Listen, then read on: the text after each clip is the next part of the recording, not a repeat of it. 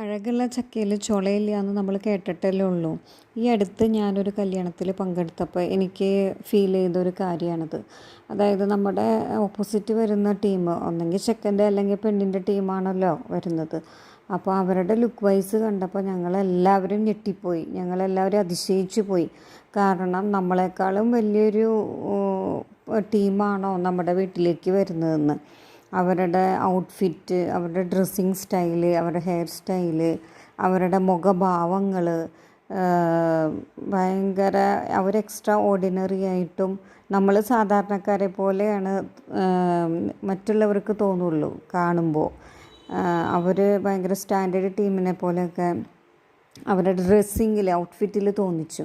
പക്ഷേ കൂടുതൽ അടുത്ത് വന്നപ്പോഴാണ് മനസ്സിലായത് പുറത്തേക്ക് മാത്രമേ ഈ ഷോയുള്ളൂ, ഡ്രസ്സിങ് സ്റ്റൈല് മാത്രമേ ഉള്ളൂ.